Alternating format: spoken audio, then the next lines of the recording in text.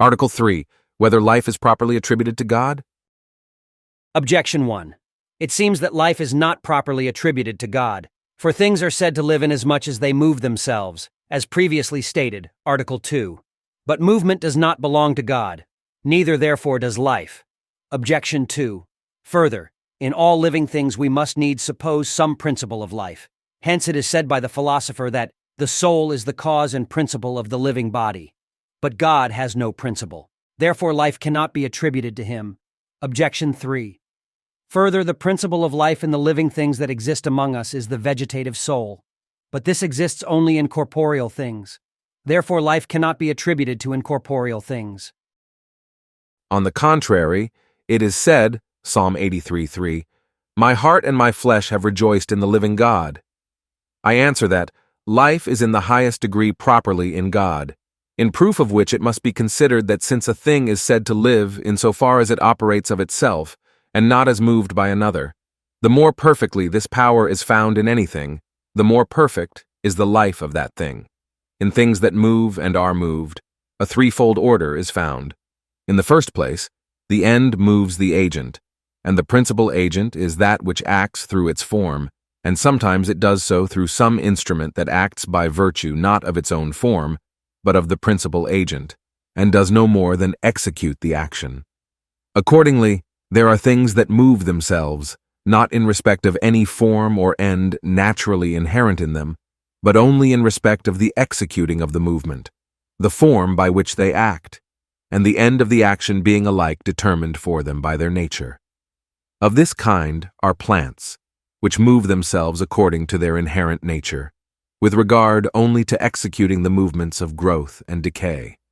Other things have self-movement in a higher degree, that is, not only with regard to executing the movement, but even as regards to the form, the principle of movement, which form they acquire of themselves. Of this kind are animals, in which the principle of movement is not a naturally implanted form, but one received through sense. Hence, the more perfect is their sense, the more perfect is their power of self-movement. Such as have only the sense of touch, as shellfish, move only with the motion of expansion and contraction, and thus their movement hardly exceeds that of plants, whereas such as have the sensitive power in perfection, so as to recognize not only connection and touch, but also objects apart from themselves, can move themselves to a distance by progressive movement. Yet although animals of the latter kind receive through sense the form that is the principle of their movement, nevertheless, they cannot of themselves propose to themselves the end of their operation or movement, for this has been implanted in them by nature, and by natural instinct they are moved to any action through the form apprehended by sense.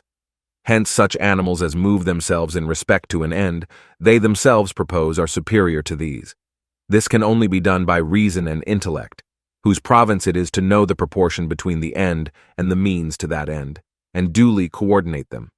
Hence a more perfect degree of life is that of intelligible beings, for their power of self-movement is more perfect.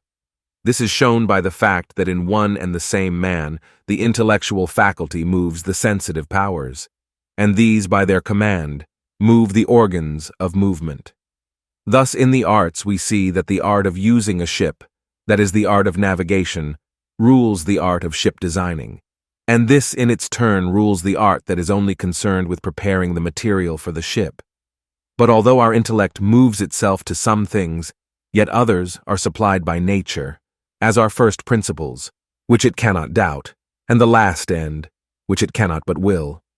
Hence, although with respect to some things it moves itself, yet with regard to other things it must be moved by another. Wherefore that being whose act of understanding is its very nature, and which, in what it naturally possesses, is not determined by another, must have life in the most perfect degree.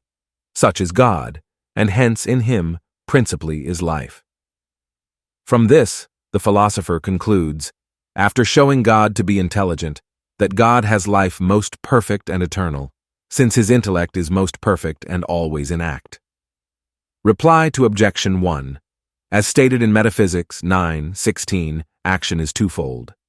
Actions of one kind pass out to external matter as to heat or to cut, whilst actions of the other kind remain in the agent, as to understand, to sense, and to will.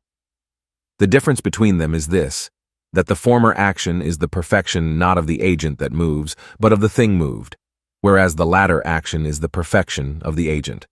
Hence, because movement is an act of the thing in movement, the latter action, insofar as it is the act of the operator, is called its movement by this similitude, that as movement is an act of the thing moved, so an act of this kind is the act of the agent, although movement is an act of the imperfect, that is, of what is in potentiality. While this kind of act is an act of the perfect, that is to say, of what is in act as stated in De Anima 3:28. In the sense, therefore, in which understanding is movement, that which understands itself is said to move itself. It is in this sense that Plato also taught that God moves himself, not in the sense in which movement is an act of the imperfect. Reply to objection 2. As God is his own very existence and understanding, so is he his own life, and therefore he so lives that he has not principle of life. Reply to objection 3. Life in this lower world is bestowed on a corruptible nature that needs generation to preserve the species, and nourishment to preserve the individual.